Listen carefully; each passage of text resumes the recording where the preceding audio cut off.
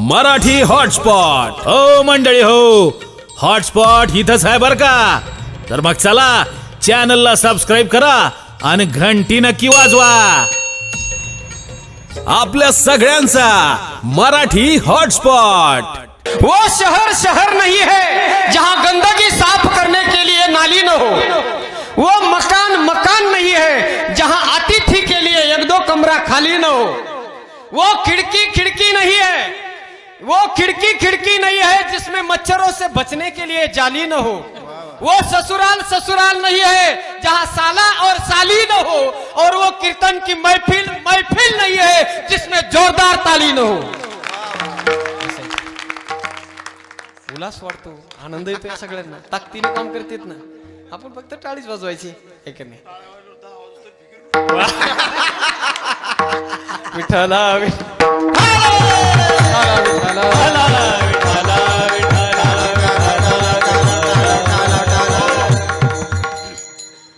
मीराबाईच्या जीवनामध्ये सज्जन हो लोकांनी त्रास दिला. मीरा पागल झाली होती, पागल. लोक संतांना काय म्हणतील नवल नाही. लोक संतांना पागल म्हणतात, पागल. पण संतांना त्याचं वाईट वाटत नाही. सचिन महाराज संत म्हणतात लोकांनी आम्हाला जर पागल म्हटलं तर आम्हाला त्याचं वाईट वाटत नाही. त्याचं कारण आहे, इन बिगड़े दिमागों में भरे अमृत के लच्छे है. संत कहते हैं इन बिगड़े दिमागों में भरे अमृत के लच्छे है. हमें पागल ही रहने दो क्योंकि हम पागल ही अच्छे हैं. पागल कुणाला म्हणावं सज्जना हो? जिन्होंने गल को पा लिया है उसका नाम पागल होता है. गल नाम परमात्मा. वृंदावनात जर गेलात ना तर आमचे पांडुदादा तिथं बरेच काळ तिथे राहिले. वृंदावनामध्ये गेल्यानंतर एक मंदिर आहे बघा तिथे पागल बाबाचं. ज्या महात्म्याच्या नावाने मंदिर आहे ना त्या महात्म्याचं नावच पागल बाबा होतं. त्यांना ते वाईट वाटत नव्हतं. आजही ते एक फेमस भजन आहे वृंदावनामध्ये. हम पागल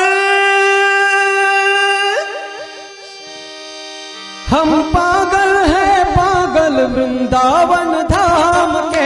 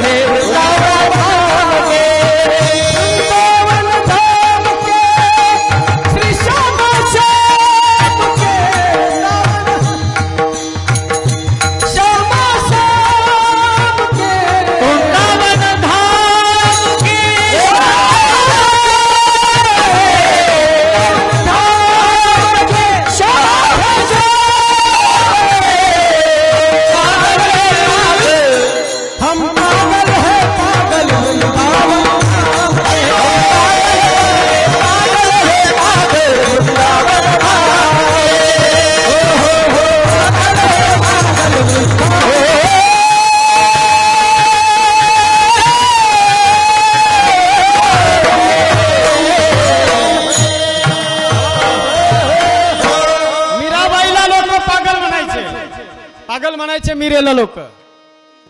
पण मीराला वाईट वाटत नव्हतं. मीराने म्हणावं हो पागल झाले मी, पण कोणासाठी? प्रीत की लत मोहे ऐसी लागी हो गई मैं मतवारी. बलि बलि जाऊं मैं अपने पिया को, ये मैं जाने दुनिया सारी. बेबस लाचार फिरूं मैं, हारी मैं दिल हारी. तेरे नाम से जी लूंगी, तेरे नाम से मर जाऊं.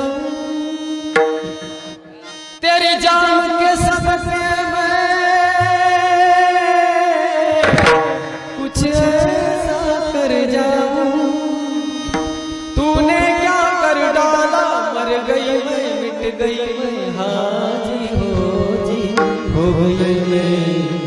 तेरी दीवानी, तेरी दीवानी, तेरी दीवानी, तेरी दीवानी, तेरी दीवानी, तेरी दीवानी, तेरी दीवानी, तेरी दीवानी, दीवानी, दीवानी, दीवानी, दीवानी, दीवानी, दीवानी, दीवानी, दीवानी, दीवानी, दीवानी,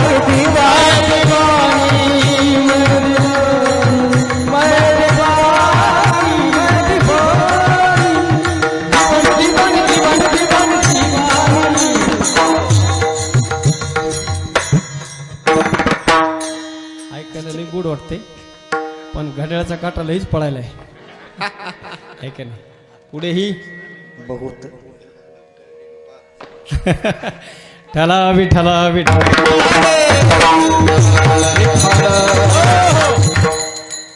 संतांच्या जीवनामध्ये त्रास होतो सज्जन हो जिथे सज्जन असतात त्या सज्जनाला दुर्जन लोक त्रास देतात ऐका अयोध्या संपूर्ण सज्जनाची नगरी आहे पण त्या अयोध्येत सुद्धा एक दुर्जन होताच आणि लंका संपूर्ण दुर्जनाची नगरी आहे पण एक सज्जन तिथं सुद्धा होता हनुमंतराय म्हणतात लंका निशिचर निकर निवासा यहाँ कहाँ सज्जन करवासा लंका तर राक्षसाची नगरी आहे पण इथं सज्जन कस काय कारण सज्जन हो सगळ्या अयोध्येमध्ये सगळ्या त्या लंकेमध्ये हनुमंतराय जानकी मातेचा शोध घेतात अत्यंत सुंदर वर्णन तुळशीदासजीने केलंय बघा तुळशीदासजी म्हणतात बघू लागले हनुमंतराय जानकी माता कुठं दिसते का रावणाने कोणा घरामध्ये लपून ठेवलंय का घराघरात गेले हनुमंतराय पण घरात गेल्याबरोबर तुळशीदासजीने हनुमंतरायला शब्द वापरले कुठं कुठं शोधलं मंदिर मंदिर प्रतिकारी शोधा देखे जहां तहां गणित जोधा शब्द वापरलेत लंकेमध्ये मंदिर सुद्धा होते पण मंदिर कुणाला म्हटलंय मंदिर मंदिर प्रतिकारी शोधा राक्षसाच्या घराला मंदिर शब्द वापरला सज्जन हो तुळशीदासजींनी राक्षसाची घरं मंदिरं होऊ शकतात का ज्या घरामध्ये भोग विलास चालतो जे घर म्हणजे केवळ आणि केवळ भोग भूमी आहे त्याला मंदिर शब्द वापरलाच कसा तुळशीदासजी म्हणतात बघा 10x10 दगडाची खोली आपण करतो त्या 10x10 दगडाच्या खोलीत दगडाची हनुमंतरायाची मूर्ती आपण नेऊन बसवतो बोला आपण त्याला काय म्हणतो काय मंदिर 10x10 दगडाच्या खोलीत दगडाची मूर्ती जर ठेवली हनुमंतरायाची त्याला जर आपण मंदिर म्हणत असलो तर तुळशीदासजी म्हणतात ज्या घरामध्ये माझा जिता जागता जिवंत हनुमंत आहे ते घर राक्षसाचं जरी असलं ते घर भोगभूमी जरी असलं तरी ते मंदिरापेक्षा कमी नाही म्हणून त्याला मंदिर शब्द वापरला कारण हनुमंतराय कोण आहे मंगल मूर्ती आणि मंगल मूर्ती कुठेही नसते ती मंगल भवनामध्येच राहते विठाला विठाला काही लोकांना प्रश्न पडेल मग तिथं खरंच मंदिर होते का मंदिर नव्हते असं नाही एक भव्य मंदिर रावणाच्या दरबारात होतच सज्जन हो एक मंदिर होतं रावणानं स्वतः तयार केलेलं होतं ऐका रावणाला नाव ठेवणाऱ्यांनी जरा कानं उघडे ठेवून ऐका रावणाची अवकात कळून जाईल रावणाचं आपलं आपली काय कुठं कंपॅरिझन आपल्या लक्षात येऊन जाईल कुठं रावण आणि कुठं आपण आहे एक भव्य विशाल मंदिर होतं शंकराचं जगातला सगळ्यात मोठा शिवभक्त जर कोण होता तर तो रावण आहे शंकराची नितांत भक्ती करणारा तो राजा रावण भव्य मंदिर त्याचं आता जसं कैलासगिरी बाबांनी ही सगळी मैफिल जमवली ना सगळ्यांना बोलवलं आणि इथे हे रंगत अशी एवढं वातावरण तयार झालं असा माहोल पांडुदादा असा माहोल रावणाच्या दरबारात रोज चालायचा रोज रावण आपल्या जीवनातला कमी व्यापी माणूस नव्हता माय बाप हो जीवनात किती व्याप असला ना तर स्वतःसाठी 2-4 घंट्याचा वेळ तुम्ही देत राहा म्हणून ही वारकरी संप्रदायाची कीर्तन परंपरा अत्यंत उज्ज्वल आहे 2 घंटे माणूस कमीत कमी आपलं घर परिवार प्रपंच सगळं विसरून जातो. 2 घंटे का होईना आपल्या स्वतःसाठी तो वेळ काढायचा आणि त्या मंदिराच्या समोर स्वर्गातल्या लोकांना आमंत्रित करीत होता. स्वर्गातला मी म्हणतो हे सगळे स्वर्गातलेच आहेत इथं. रिटर्न ऑफ हेल हे सगळे तिकडून आलेले फ्रॉम दी रिटर्न हेवल हेवल. स्वर्गातले हे सगळे गंधर्व सज्जन तिथं सुद्धा यायचे. गंधर्व गाण्यासाठी यायचे, मृदंग वाजवण्यासाठी इंद्र यायचा, गायन करण्यासाठी सनत कुमार असायचे, राग रागीने गाण्यासाठी अर्जुन असायचा. इथं आल्याबरोबर मला लोक म्हटले महाराज कीर्तनकारा इतकंच प्रेम इथं या दरबारामध्ये गायक वादकाला सुद्धा आहे. आणि का नसावं सज्जन एवढे दिग्गज असल्यानंतर. रावणाच्या दरबारात अशी मैफिल भरायची, रंग भरायचा, वाद्य वाजवणारे वाद्य वाजवायचे. रंभादिक सुर नारी नबीना सकल समसर कला प्रवीणा. रंभादिक सुर नारी नबीना सकल समसर कला प्रवीणा. करई गान बहुतान तरंगा, करई गान बहुतान तरंगा, बहुविध क्रीडा ही मान पतंगा.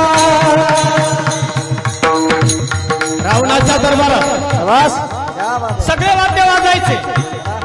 वारकरी संप्रदायाचे वाद्य वाजवायचे नंदे महाराज. ऐका, रावणाच्या दरबारात वारकरी संप्रदायाचे वाद्य वाजायचे. कोणते कोणते? बाज हिताल पखाऊ जवीना, नृत्य करही अप्सरा प्रवीणा. बाज हिताल पखाऊ जवीना, नृत्य करही अप्सरा प्रवीणा. नृत्य करही अप्सरा प्रवीणा, नृत्य करही अप्सरा. बाज ही ताल, ताल वाजायचा. ताल म्हणजे टाळ. कोणता आहे? सामवेद. पांडुदादा साथी हात बढ़ाना, मिलकर बोझ उठाना, ये अकेला थक जाएगा, है ना. वाह विठ्ठला विठ्ठला. रंभादिक नृत्यांगना नाचायच्या सज्जन हो. नाचायला लागल्यानंतर माहोल तयार व्हायचा. राग गाणारे वेगवेगळे राग गायचे, त्याच्यामध्ये ते वेगवेगळे तराने गायचे, वेगवेगळे चक्रधार गायचे. माहोल तयार व्हायचा. रावणाने बेधुंद भरून नाचायचं. रावणाने नाचता नाचताच रावण आपल्या हातात तलवार घ्यायचा, शंकराच्या मंदिरात जायचा, पिंडी जवळ जायचा, 10 मस्तकातून एक मस्तक त्याने कापून लगेच तुकडाच बाजूला नव्हता करीत. तोडायचं स्वतःच मस्तक, पण एक नस आपल्या मानेची एक नस तो ठेवायचा आणि त्या नसेचा तो तार बनवायचा. तन के तंबूरे में दो सासों के तार बोले राम सिया. त्या स्वतःच्या मानेची तार त्याने बनवायची, भजन करायचं रावणाने. आणि ज्या वेळेला आपलं मस्तक शिवलिंगावरती समर्पित करायचा, त्याच्यातून भोलेनाथ प्रगट व्हायचे. भोलेनाथ प्रगट झाले एकदा की रावणाचं काम संपलं. रावणाने हातात पॅड घ्यायचा, पेन घ्यायचा, आपल्या खुर्चीवर येऊन बसायचं आणि मग ते वाद्य तर वाजायचे, वातावरण तयारच व्हायचं. आणि मग रावणानं फक्त एकच करायचं. शंकर भगवान उठले, पिंडीतून बाहेर आले रे आले की डमरू हातात घ्यावा शंकराने, कडकड कडकड कडकड कडकड डमरू वाजवायचा. आणि डमरू वाजल्याबरोबर सज्जन हो वातावरण तयार व्हायचं. ज्याप्रमाणे माझे साधू संत पंढरपूरच्या वाळवंटामध्ये वातावरण तयार करायचे, तसं वातावरण तिथं सुद्धा व्हायचं सज्जन हो. रंभादिक नाचती उभ्या जोडणी हात, रंभादिक नाचती उभ्या जोडणी हात, रंभादिक नाचती उभ्या जोडे. घेऊन आला गिरगीचा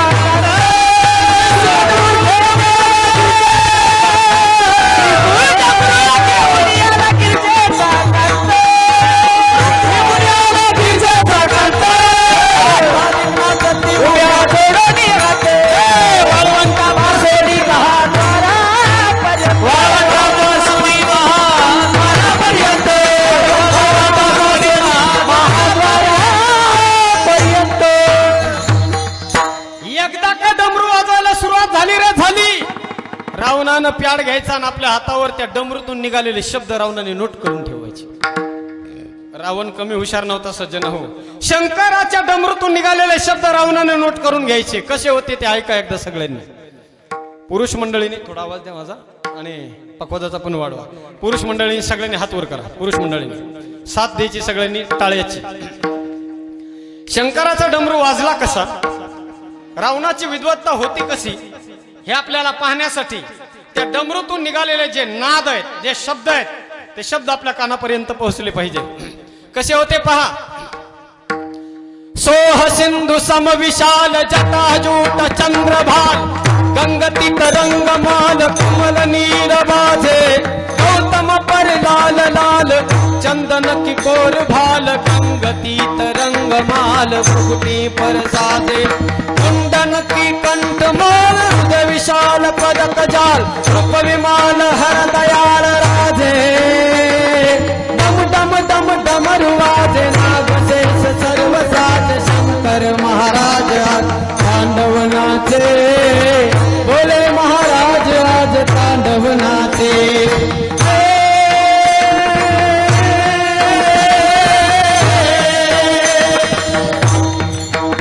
काळे काळे धुतुत धुतुत तुरिय बाज धुतुत धुतुत तुरिय बाज तुई तुई तुई तरक जात शंकनाथ शृंगीवाद विविध वाद भेरी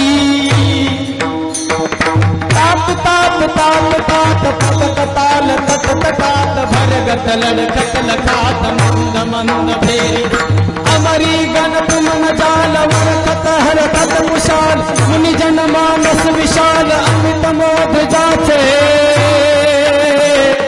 डम डम डम डमरुआज नाचे सर्व साज शंकर महाराज तांडव नाचे बोले महाराज आज तांडव नाचे.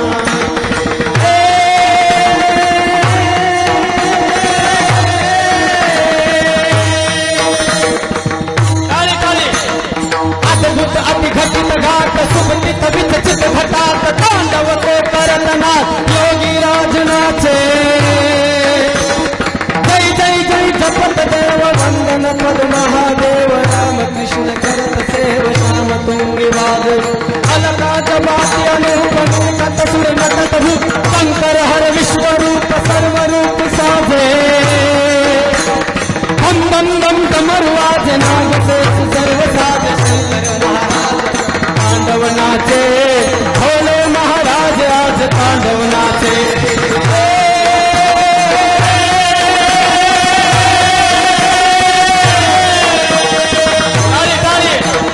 धादिलांग धादिलांग धादिलांग धादिलांग धिदिकत धिदिकत धिलांग धादिलांग धादिलांग धिदिकत धिदिकत धिलांग नाग मयूर मृदंग हर विश्व कमर बांधे ससद ससद भगद भगद धमम पमम सगम पगम विनाधर नारद अनुसारद आराधे सारंगार चित्त सर्वती नरक सरद नर्व धर्म अर्थ काम मोक्ष हर मोक्ष जाचे डम डम डम डमरुआज नाग शेष सर्व साज महाराज आज तांडव नाचे भोले महाराज आज तांडव नाचे.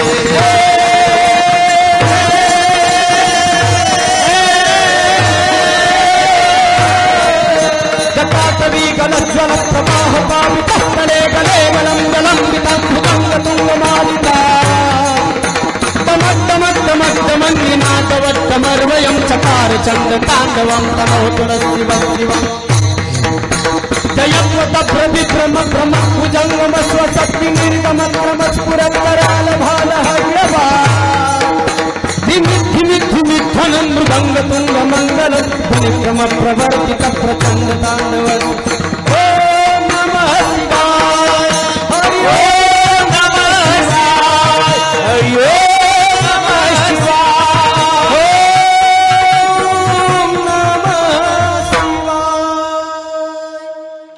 डमरूतून शब्द निघायचे. हे सगळेच्या सगळे डमरूतून निघालेले शब्द राजा रावणाने नोट करून घेतले. सज्जनो, रावण कमी हुशार नव्हता. जगातल्या सगळ्या जेवढ्या भाषा त्या सगळ्या भाषा शंकराच्या डमरू पासून तयार झाल्या. गुरुवर्य कैलासगिरी बाबांना माहिती आहे, संस्कृत व्याकरणाचे 14 सूत्र डमरूतून निघाले.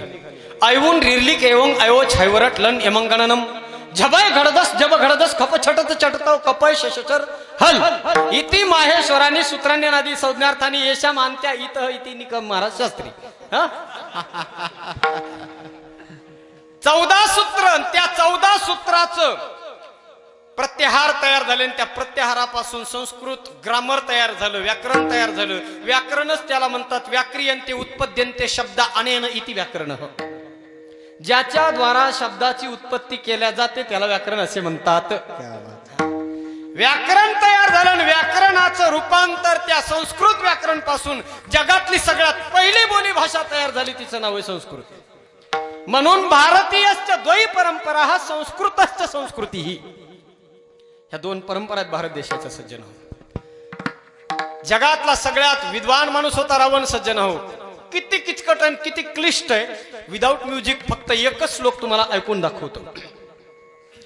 जयत्वद भ्रविभ्रम भ्रमत भुजंगम स्वसत विनिर्गमत क्रमत पुरत कराल भाल हव्यवाट धिमित धिमित धिमित ध्वनं मृदंग तुंग मंगलम ध्वनिकम प्रवर्तित प्रचंड तांडव शिव अखर्व सर्व मंगला कला कदंब मंजरी रस प्रवाह माधुरी विजृंभणाम ध्रुवता स्मरांतकम पुरांतकम भवांतकम मखांतकम गजांतकांतकांतकम तमंतकांतकम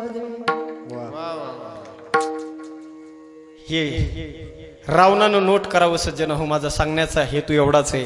त्या रावणाच्या दरबारामध्ये, विद्वान रावणाच्या दरबारात, जरी रावणाची लंका सगळ्या दुर्जनाची होती, पण तिथं एक सज्जन विभीषणाच्या रूपाने होताच. हो, तुको बराय म्हणतात, जिथे सज्जन असतं तिथं दुर्जन असतो, जिथं दुर्जन असतो तिथं सज्जन असतो. महाराज, आपला कीर्तनाचा वेळ संपलाय. नेमकं सज्जन जर आमच्या जीवनामध्ये भेटला तर कसा ओळखायचा तो सज्जन, काय लक्षण आहे त्या सज्जनाचे, तुको बराय प्रथम चरणामध्ये. चंदनाचे हात पाय घे चंदन, चंदनाचे हात पाय घे चंदन, चंदनाचे हात पाय घे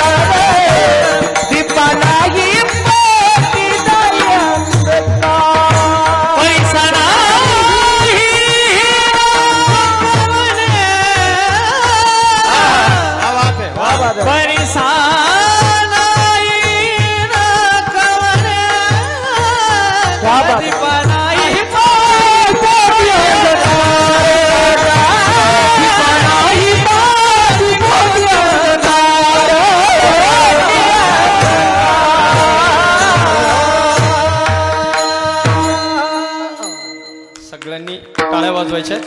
वा, गोड गोड गोड, अत्यंत गोड पोकळे महाराज.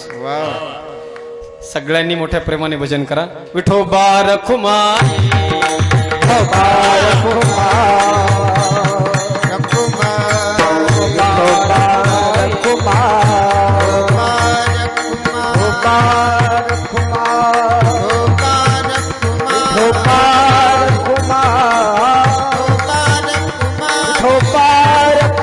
फोटो घ्या.